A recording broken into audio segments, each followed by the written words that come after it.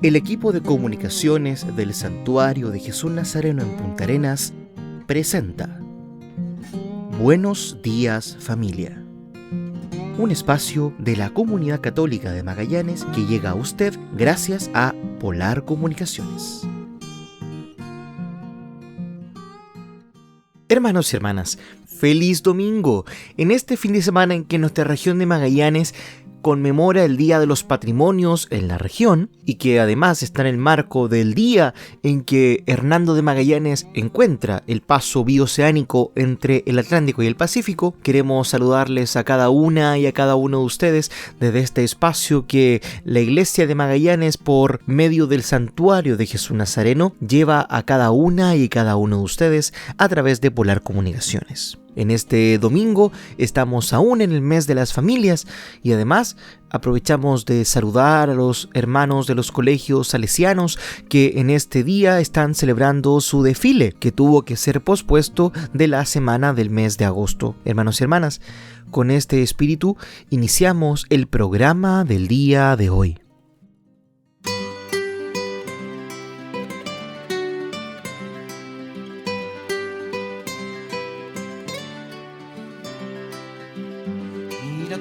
Aclara en la cordillera, como florece el resplandor del sol, como la fría mañana se entibia, como Dios nos da un día más de amor, y su luz recorre campos y florestas, abarcando hasta en el último rincón, penetrando por tinieblas, dando vida, y jamás detiene su calor.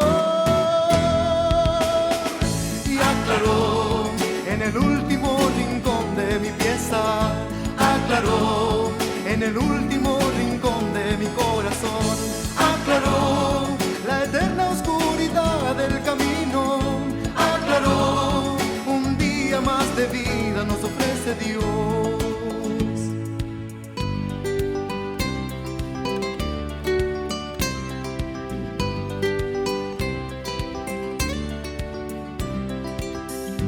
Y de nuevo despertamos a la vida, a entregarnos por entero a la labor. Si pudiera detener esta rutina y dar gracias porque existo hoy, cambiaría como todo cambiaría por completo nuestra posición de egoísmos y de falsas apariencias, cambiaría nuestro falso amor. Y aclaró en el último rincón de mi pieza, aclaró en el último rincón de mi corazón, aclaró la eterna oscuridad del camino, aclaró un día más de vida nos ofrece Dios. Y aclaró en el último rincón de mi pieza, aclaró en el último rincón de mi corazón, aclaró la eterna oscuridad del camino, aclaró un día más de vida nos ofrece Dios.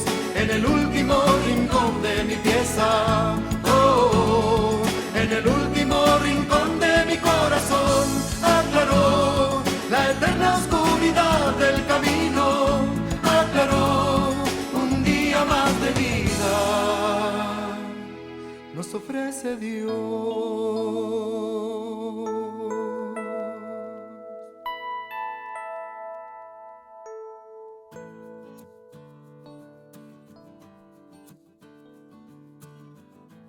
Catequesis del Papa Francisco sobre San Carlos Foucault, ejemplo de evangelización.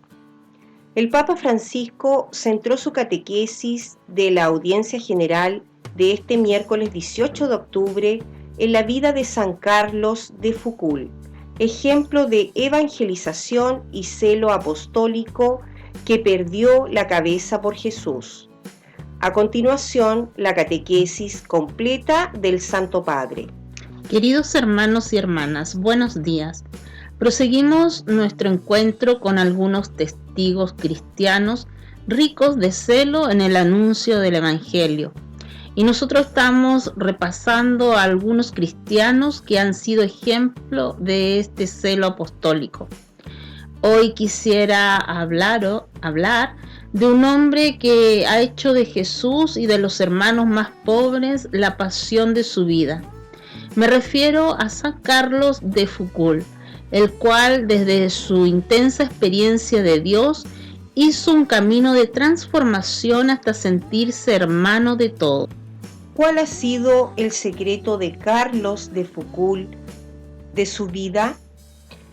Él, después de haber vivido una juventud alejada de Dios, sin creer en nada, sino en la búsqueda desordenada del placer, lo confía a un amigo no creyente, al que después de haberse convertido, acogiendo la gracia del perdón de Dios en la confesión, revela la razón de su vivir.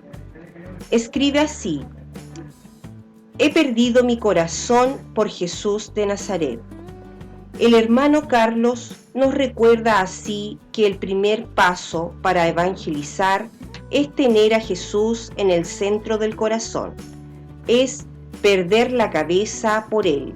Si esto no sucede, difícilmente logramos mostrarlo con la vida. Más bien corremos el riesgo de hablar de nosotros mismos, de nuestro grupo, de una moral o peor todavía, de un conjunto de reglas, pero no de Jesús, de su amor, de su misericordia. Esto yo lo veo en algún movimiento nuevo que está surgiendo. Hablan de su visión de la humanidad, hablan de su propia espiritualidad y se sienten un camino nuevo. Pero, ¿por qué no hablan de Jesús? Hablan de tantas cosas, de organizaciones, de caminos espirituales, pero no saben hablar de Jesús. Creo que sería bonito que hoy cada uno se pregunte: ¿yo tengo a Jesús en el centro del corazón? ¿He perdido un poco la cabeza por Jesús?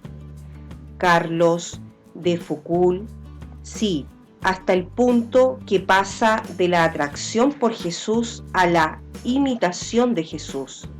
Aconsejando por su confesor, va a Tierra Santa para visitar los lugares en los que el Señor ha vivido y para caminar donde el Maestro ha caminado. En particular es en Nazaret que comprende que tiene que formarse en la escuela de Cristo. Vive una relación intensa con Él, pasa largas horas leyendo los evangelios y se siente su hermano pequeño.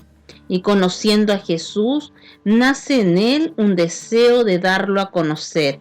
Esto siempre sucede así, cuando cada uno de nosotros conoce más a Jesús.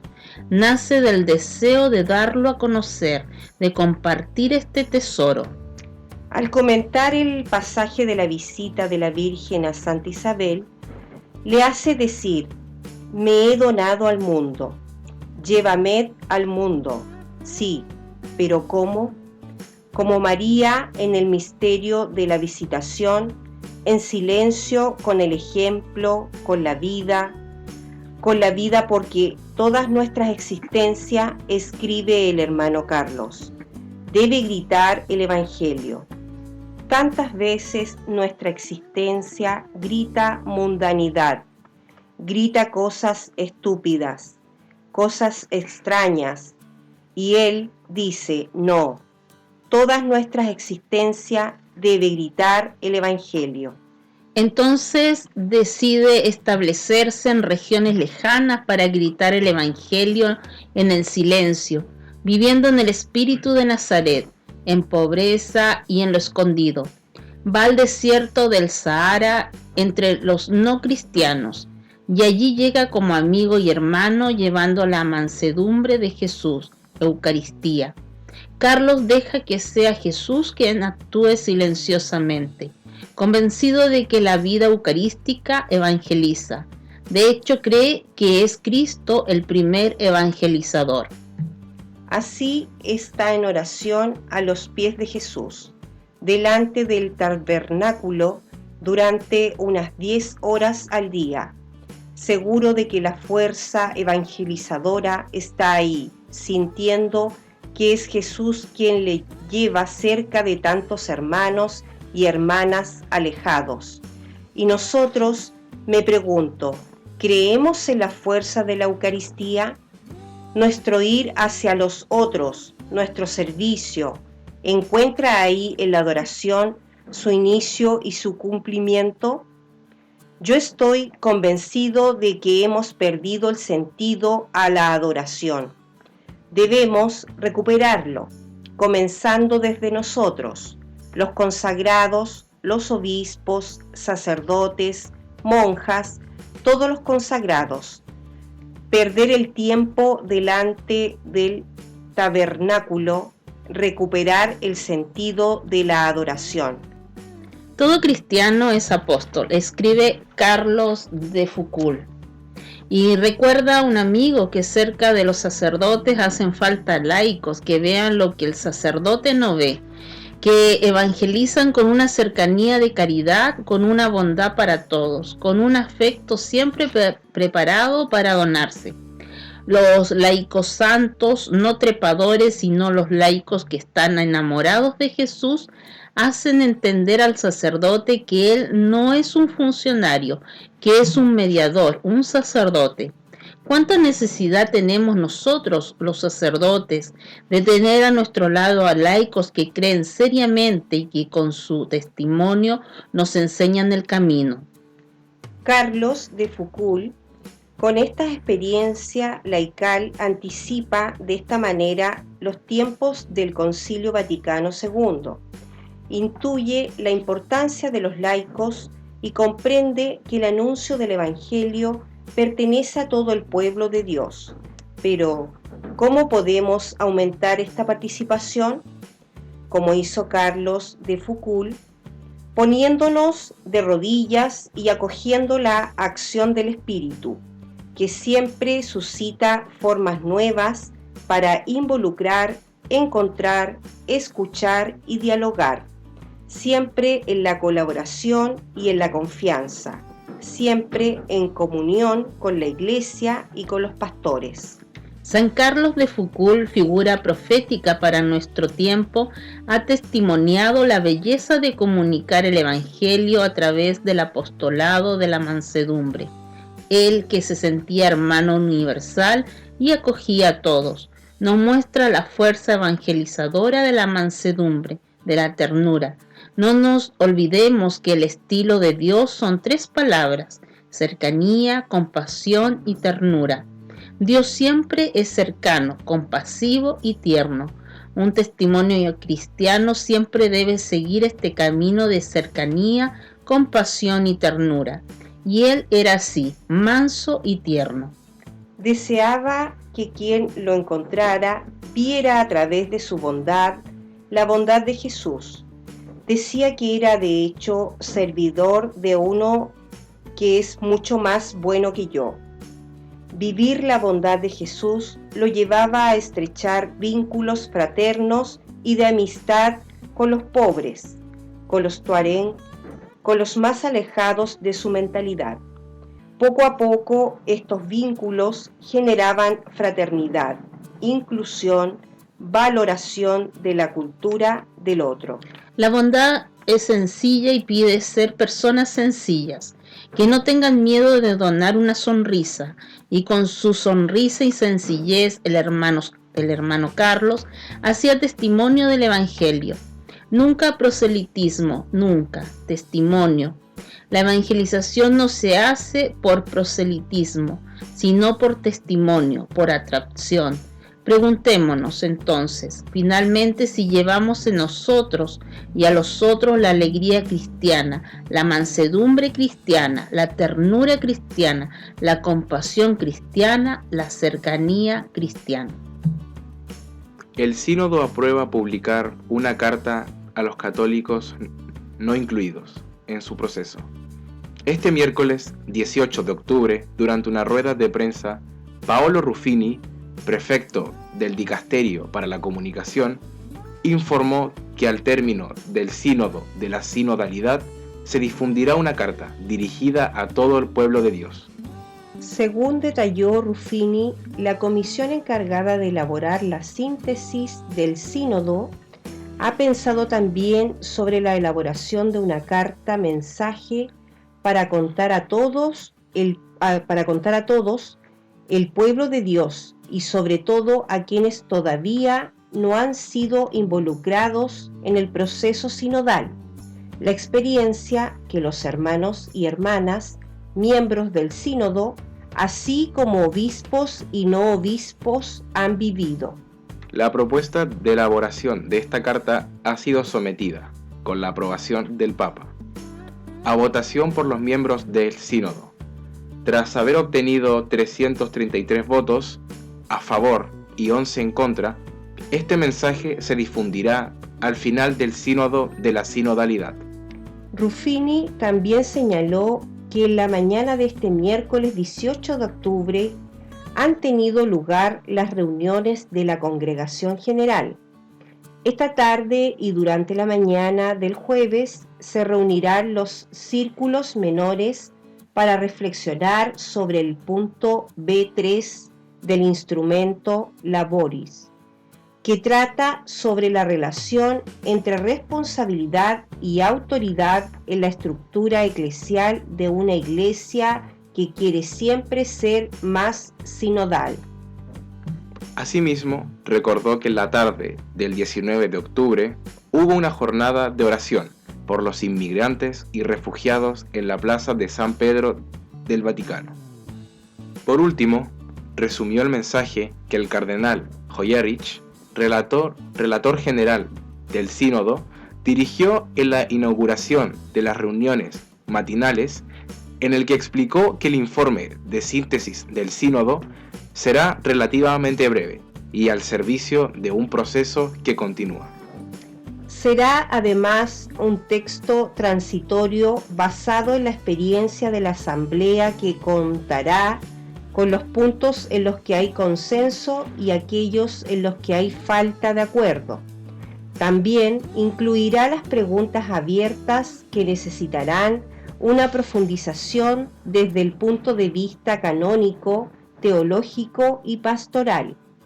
Reiteró que no se trata de un documento final ni tampoco del instrument Laboris de la próxima asamblea, y que tendrá un estilo sencillo y la finalidad de acompañar a las fases sucesivas.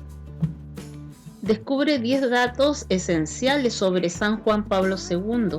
¿Qué tanto conoces a San Juan Pablo II? Ahora te presentamos 10 datos esenciales.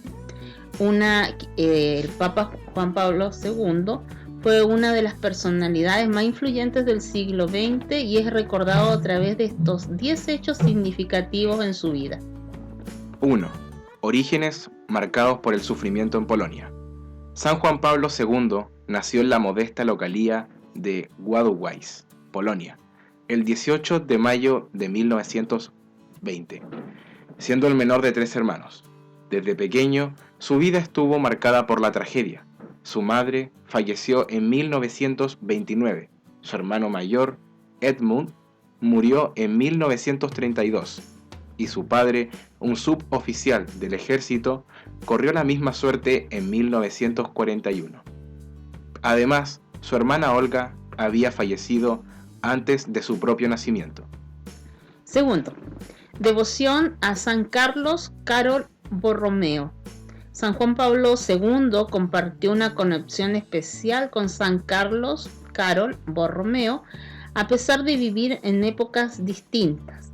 Ambos tenían historias notables y similares, como el propio San Juan Pablo II destacó en su audiencia del 4 de noviembre de 1981. Hay varias similitudes notables entre San Juan Pablo II y San Carlos Borromeo que merecen destacarse.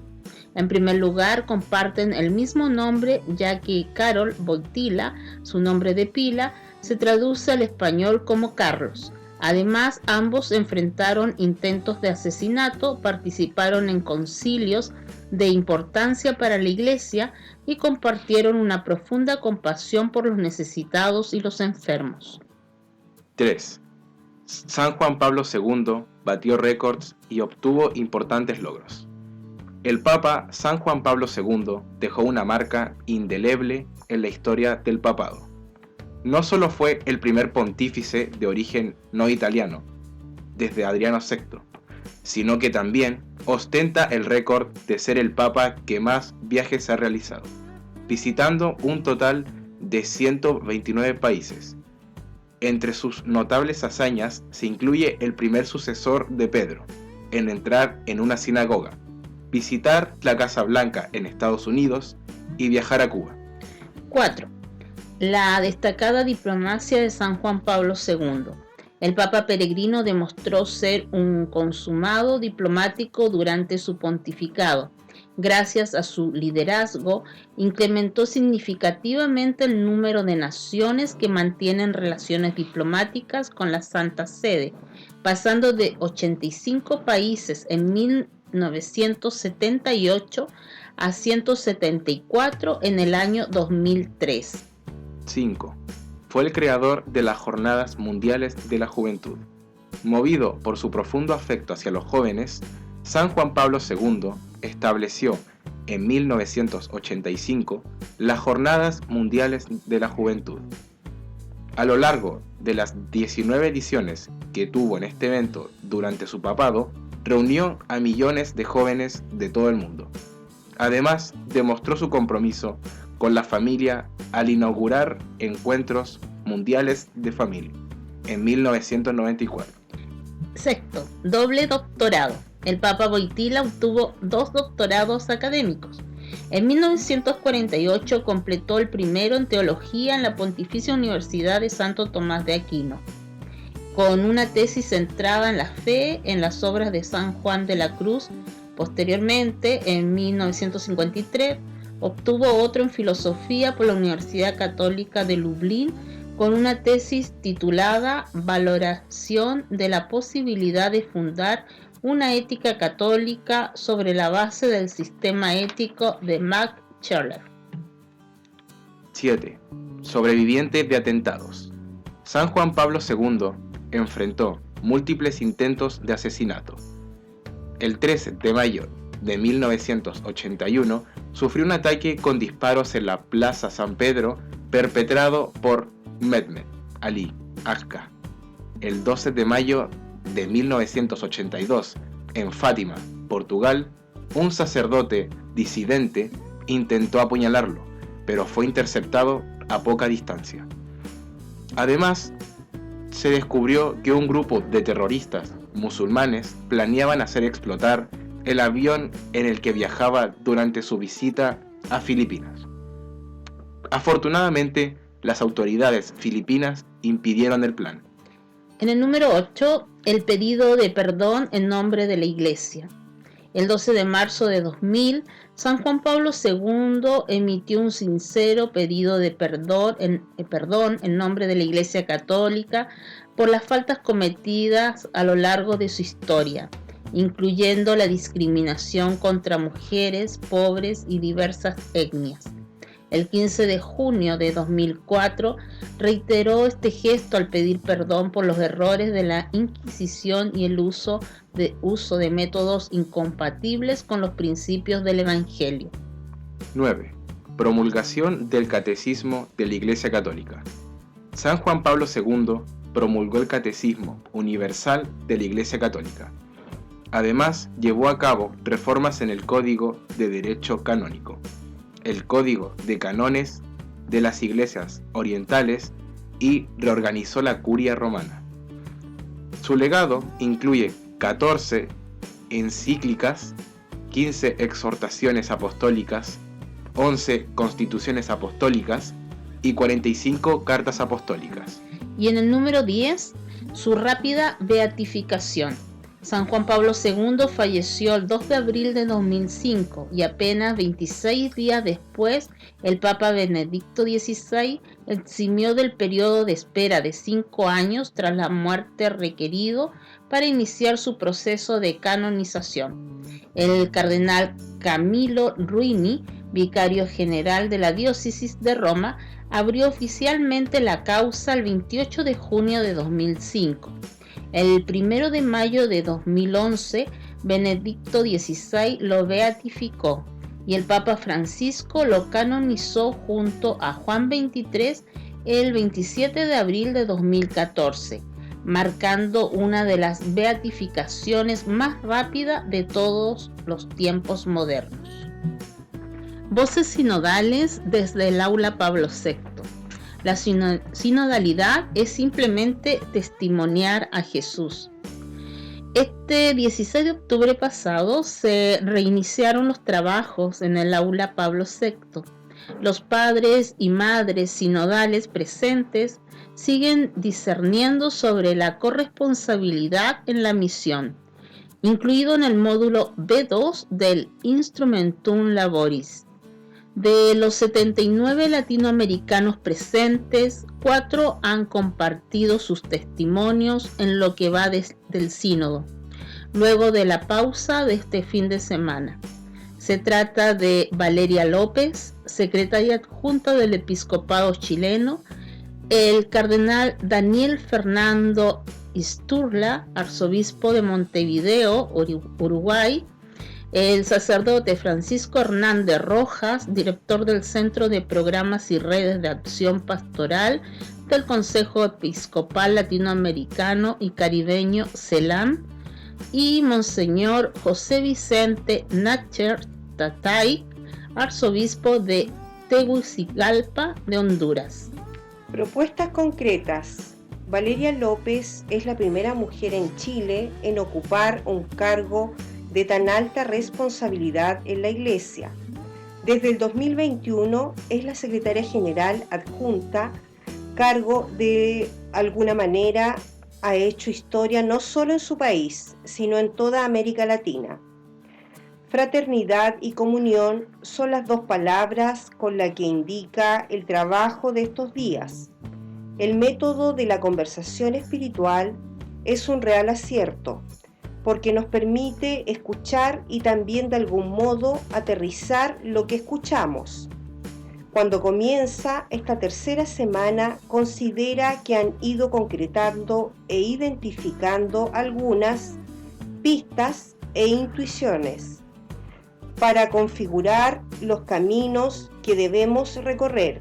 Por eso, seguimos aquí con mucho entusiasmo, con la expectativa de ir avanzando en este caminar juntos y podamos terminar el sínodo con algunas propuestas concretas para llevar a nuestras iglesias locales. Inspirados por la confianza.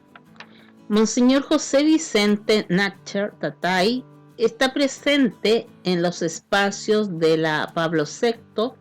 Él es un obispo de origen español que en 2023 fue nombrado titular de Tegucigalpa, Honduras, en relevo del cardenal Óscar Rodríguez Maradiaga, uno de los purpurados más cercanos al Papa Francisco y padre de la reforma de la Curia Predicati Evangelium.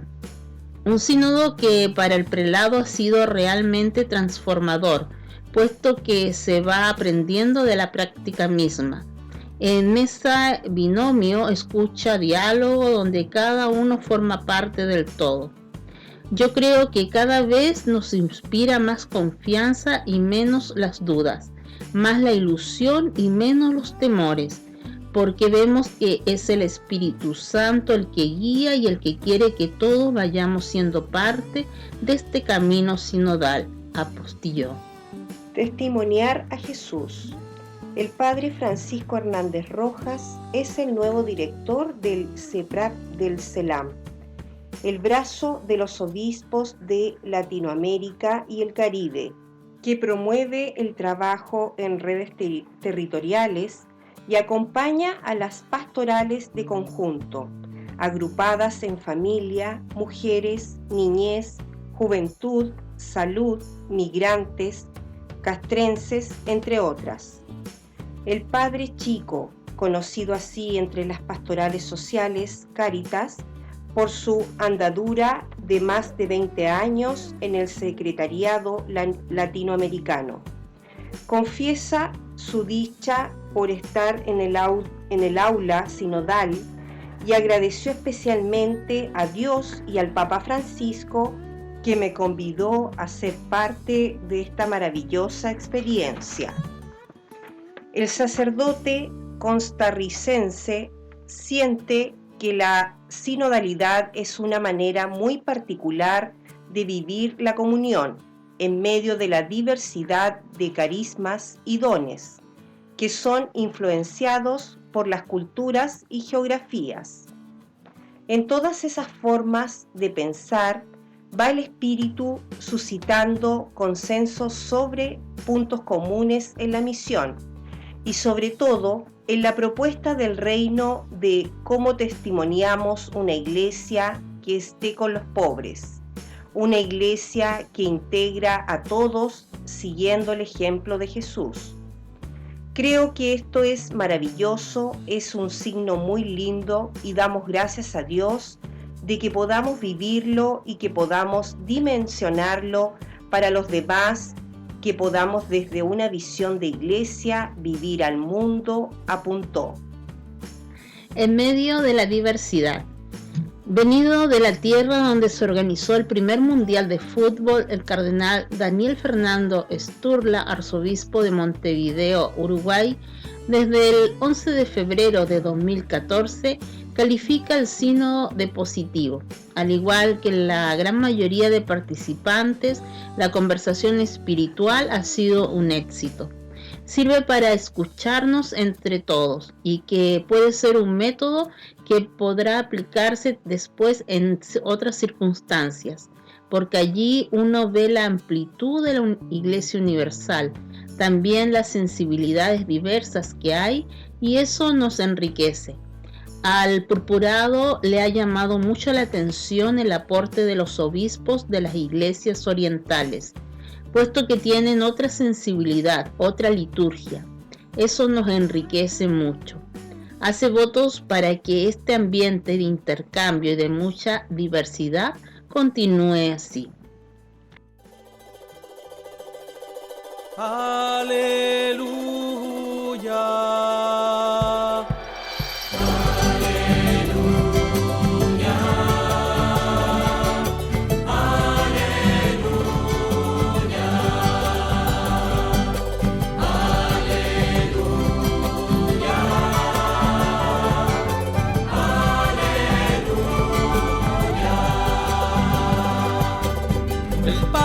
Me ha enviado para anunciar la buena nueva a los pobres. Aleluya. Aleluya. Aleluya.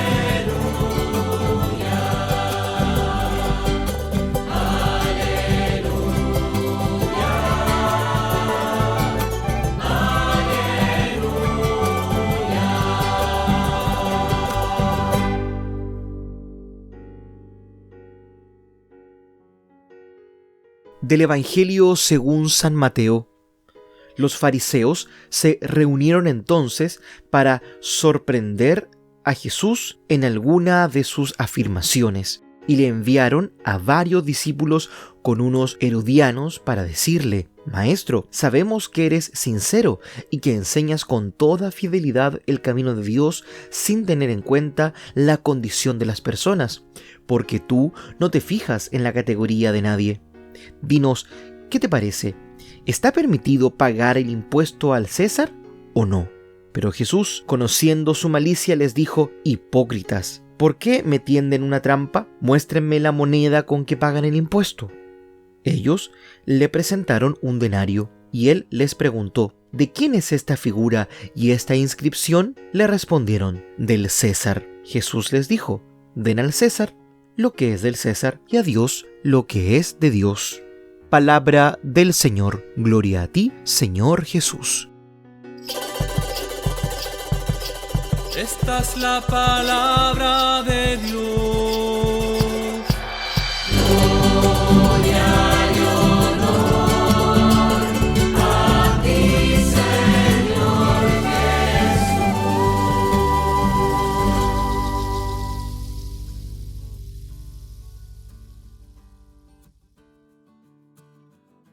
El único Dios de todos los pueblos.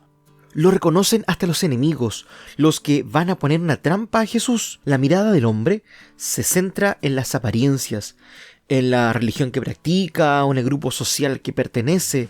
Jesús no le importa si uno es romano o judío, si es herodiano o fariseo. La mirada de Jesús es más profunda. Descubre que toda persona humana está hecha a imagen y semejanza de Dios. Ese es su documento de identidad, su ADN más profundo. Cuando unos misioneros dejan su patria, su familia, sus amigos, no van como a una ONG, van a ayudar a aquellas personas que descubran su dignidad, esa imagen de Dios escondida en su corazón, y a partir de ahí a ofrecerles lo mejor que llevan en su corazón, la fe en Jesucristo, la imagen perfecta de Dios. Dice Jesús: den al César lo que es del César y a Dios lo que es de Dios. La pregunta de si es lícito pagar al César o no, no es una pregunta inocente, es una trampa y está llena de malicia. Si decía que no había que pagar el tributo al César, se declaraba en contra de Roma, y por lo tanto los herodianos lo podían acusar de subversivo. Si contestaba que sí, los fariseos podían acusarlo de contrario al judaísmo, porque se ponía en contra del sentir religioso del pueblo, que estaba convencido de que el único Señor era Dios y que ningún judío podía aceptar otro soberano. La respuesta inteligente de Jesús les descoloca. En la moneda pedida por Jesús se veía la inscripción: Tiberio César Augusto, hijo del divino Augusto. Lo que se cuestiona es si un judío tiene que aceptar la soberanía de una nación extranjera o seguir teniendo a Dios como único soberano. Jesús les desenmascara su hipocresía al aceptar en la práctica, en los asuntos económicos, en sus propios bolsillos, un Dios que no es el suyo. Por favor, devolved al César lo que es suyo, su imagen, su divinidad, y ustedes, dad a Dios, vuestro Dios, lo que le pertenece. La gran pregunta final: ¿de quién es esa imagen? Dios, a cada uno de nosotros, nos ha dado una imagen bonita, transparente, delicada y armoniosa. Es la misma imagen de Dios, pero no pintada o esculpida, sino reflejada. Para que Dios se refleje, tiene que estar ahí. ¿Qué hemos hecho de esa imagen? ¿Con nuestro comportamiento revelamos o velamos el rostro de Dios? ¿Lo manifestamos o lo escondemos? En estos tiempos de crisis de fe se nos invita a salir. Todos debemos ser misioneros, pero ¿a salir de dónde? Porque los discípulos salieron del cenáculo enardecidos por el fuego del Espíritu Santo. Su corazón ardía por dentro. Por eso sus palabras eran ardientes, entusiastas, quemantes. Se ha dicho que los tiempos de crisis son los mejores para la verdadera fe. También había crisis en los tiempos de Santa Teresa. Está ardiendo el mundo. ¿Qué hacer? Y la santa contesta: voy a llenar eso poquito que hay en mí. Llenemos de fe y amor lo poco que somos y pronto el mundo lo notará. A la crisis de Dios solo se le responderá con la pasión por Dios. Donde hay amor y caridad, donde hay amor, Dios ahí está. Donde hay amor y caridad,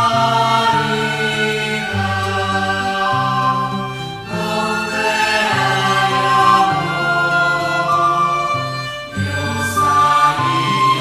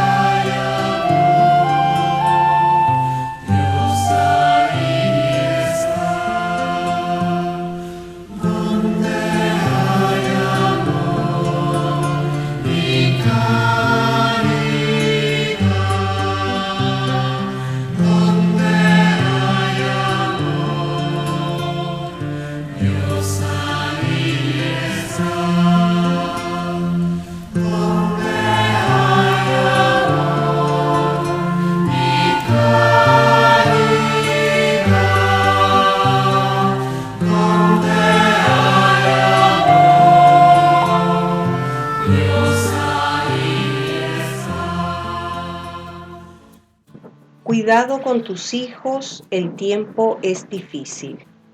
Hemos tenido noticias muy difíciles de niños y jóvenes desaparecidos. Es increíble que aún en nuestros días sigan pasando estas cosas. Nosotros, como papás, debemos implementar medidas de seguridad familiares para procurar que nuestros hijos estén bien y seguros.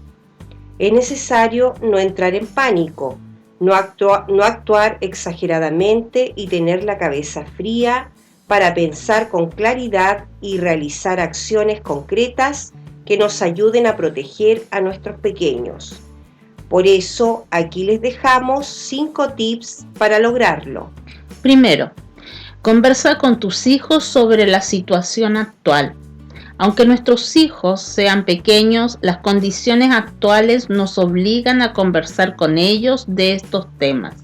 Es necesario que estén conscientes de que hay peligro, aunque deben ver que están seguros porque nosotros los cuidamos.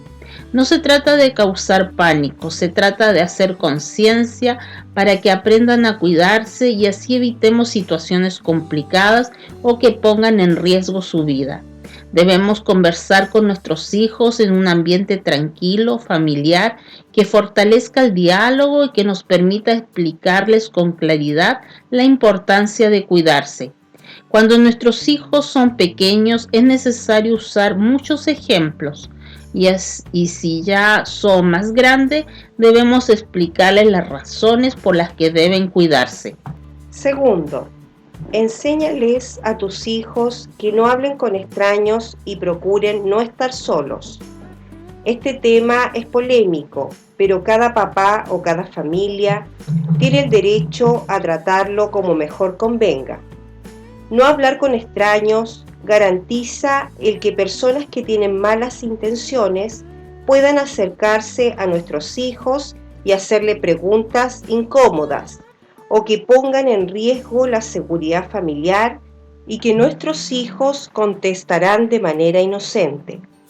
En cuanto a no estar solos, es importante que comprendan que no deben ir al baño solos en lugares públicos, que no deben ir a comprar algún caramelo solos en lugares muy concurridos.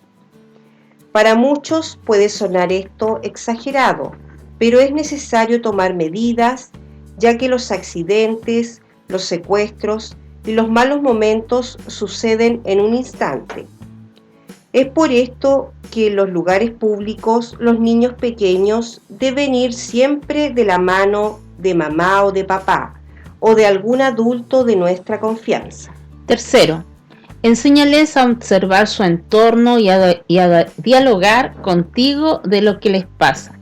Si nuestros hijos aprenden a observar lo que los rodea, será más fácil que se den cuenta cuando alguien los observa, cuando alguien los sigue o si alguna persona que está a su alrededor tiene malas intenciones.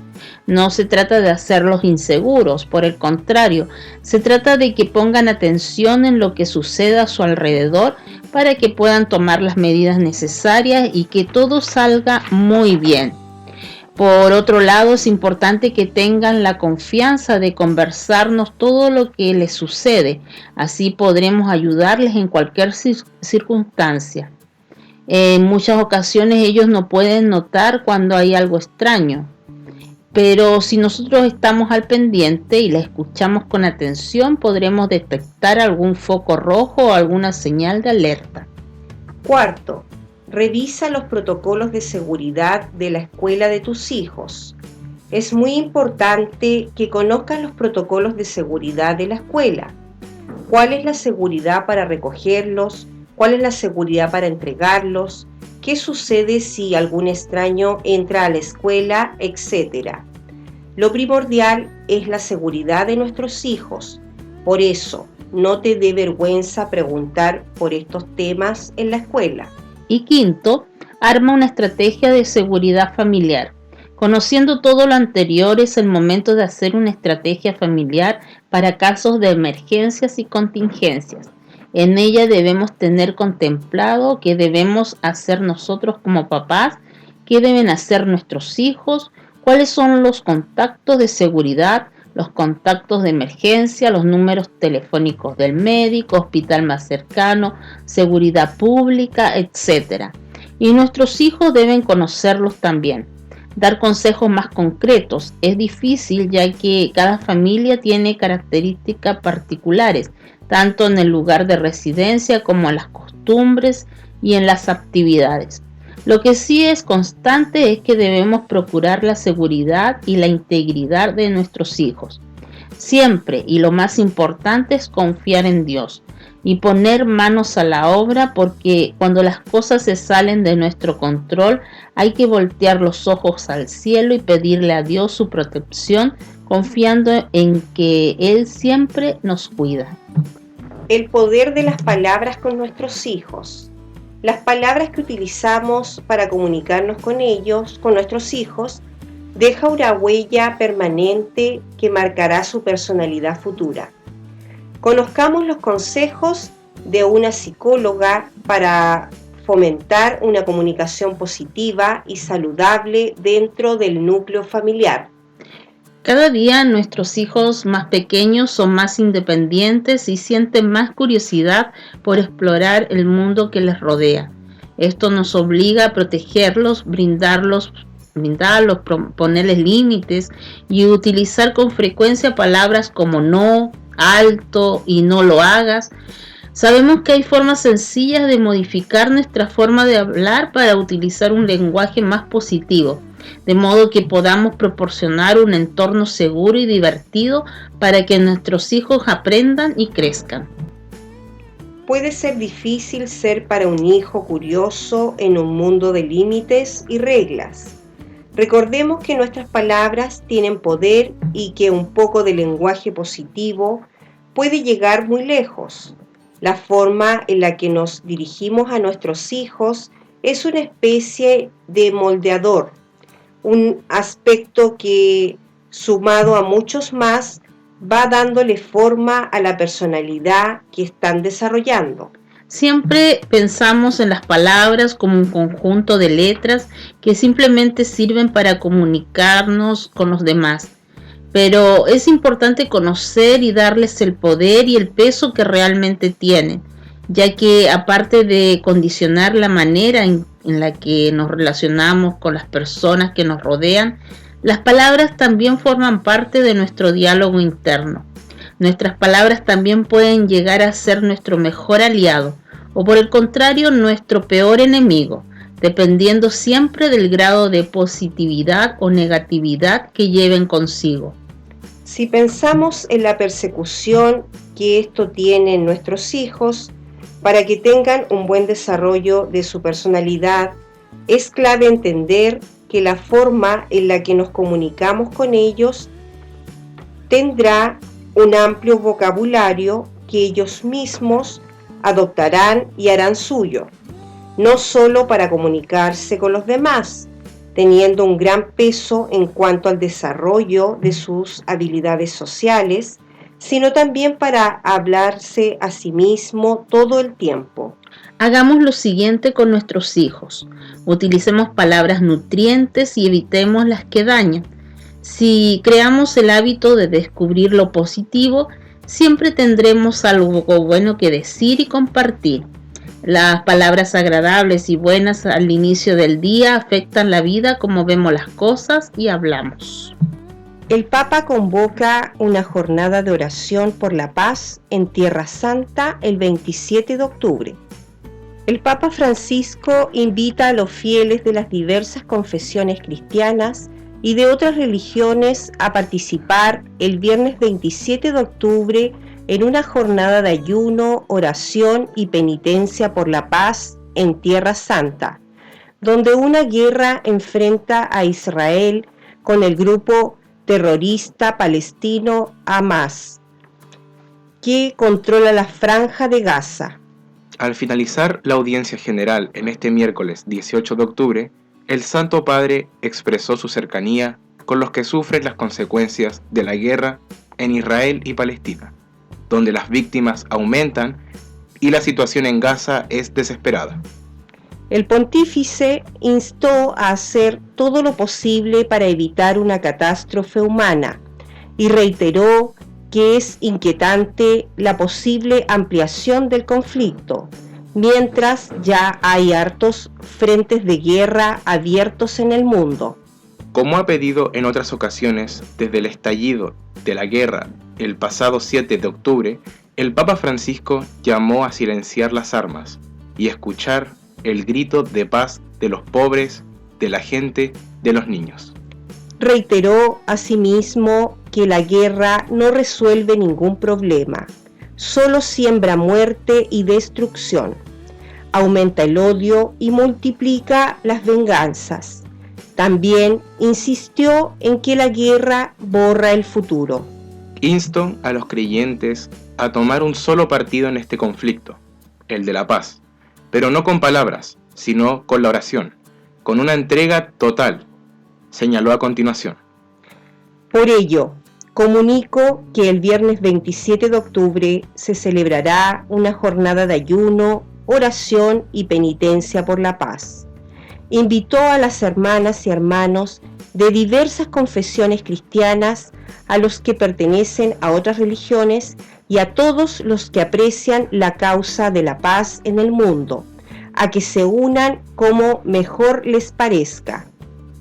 Asimismo, informó que ese día a las 18 horas, hora de Roma, en la plaza de San Pedro del Vaticano, viviremos con espíritu de penitencia, una hora de oración para implorar la paz en nuestros días, la paz en este mundo. Por último, invitó a todas las iglesias particulares a que participen preparando iniciativas similares que impliquen al pueblo de Dios. Cabe destacar que esta es la segunda jornada de ayuno y oración que convoca el Papa Francisco por la paz en la Tierra Santa. Desde el ataque a Israel por parte del grupo terrorista islámico Hamas, que controla la Franja de Gaza desde 2007. Este conflicto se ha cobrado la vida de miles de personas a ambos lados de la frontera. Hermanos y hermanas, como en cada semana les traemos el amigo de la familia, nuestro semanario diocesano. En la página 1, exhortación apostólica Amoris Laetitia, la alegría del amor, del Papa Francisco sobre el amor en familia. Ya que el mes de octubre es el mes de la familia, celebrémosla como el Señor quiere. En la página 2, curso para formador de formadores, comisión de prevención de abusos y creación de ambientes sanos y seguros de la Conferencia Episcopal de Chile. La responsable de la comisión de prevención de la Conferencia Episcopal realizará una capacitación nivel 1 para agentes pastorales como formadores de formadores en la línea de prevención y creación de ambientes sanos y seguros. Esta capacitación se efectuará desde el día lunes 23 hasta el jueves 26, desde las 19 a las 21:30 horas en el salón de la parroquia catedral. Visita del Padre Inspector Carlos Lira a la presencia salesiana en Puerto Natales. Parroquia Catedral invita a Eucaristía en vísperas de la visita a los cementerios, en memoria agradecida de nuestros amados que viven en Cristo. Esta se llevará a efecto el martes 31 de octubre a las 7 de la tarde. Eucaristía para profesores. El viernes recién pasado, en el marco del Día del Profesor, en la catedral se reunieron los docentes de religión junto a nuestro padre obispo Óscar Blanco. En este espacio se oró al Señor frente al altar por el conflicto en Medio Oriente, para que reine la paz. Mes de la familia en la parroquia Santa Teresa de los Andes. El domingo pasado los jóvenes recibieron una bendición especial en la celebración comunitaria. Inicio del ministerio pastoral del nuevo obispo de Río Gallegos.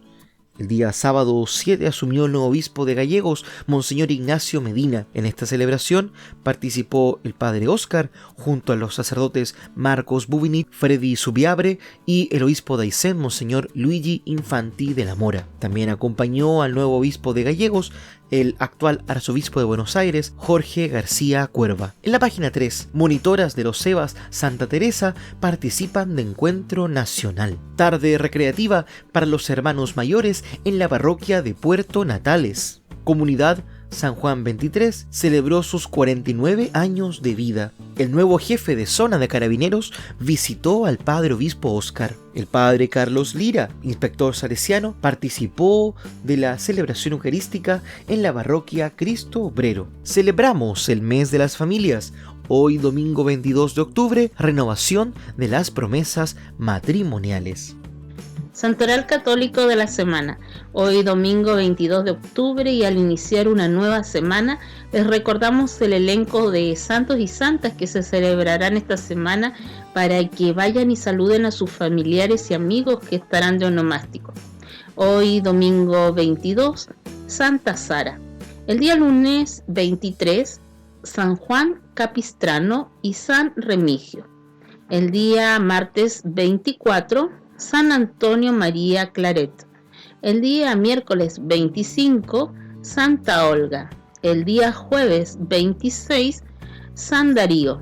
El día viernes 27, San Gustavo. El día sábado 28, San Simón y San Judas. Y el próximo domingo 29, San Narciso. Hermanos y hermanas, nos despedimos del espacio radial que semana a semana llevamos como equipo del Santuario de Jesús Nazareno hasta sus casas, su lugar de trabajo, la zona de pesca, el campo y la ciudad por medio de Polar Comunicaciones. Queremos que el día de hoy, que la Iglesia convoca a los matrimonios a renovar sus promesas matrimoniales en las Eucaristías de las diversas comunidades, a que sea un espacio de familia, por lo cual cada uno de ustedes que nos escucha asista a la Eucaristía en su comunidad y tenga la posibilidad de renovar estas promesas, que son un signo de vocación y de amor, de donación hacia el otro y de formar familia, que sin duda son el núcleo fundamental de nuestra patria. Hermanos y hermanas, que esté muy bien, que el Señor nos bendiga y nos permita reencontrarnos el próximo domingo. El equipo de comunicaciones del Santuario de Jesús Nazareno en Punta Arenas presentó Buenos Días Familia, un espacio de la comunidad católica de Magallanes que llega a usted gracias a Polar Comunicaciones. Esperamos encontrarnos con usted la próxima semana.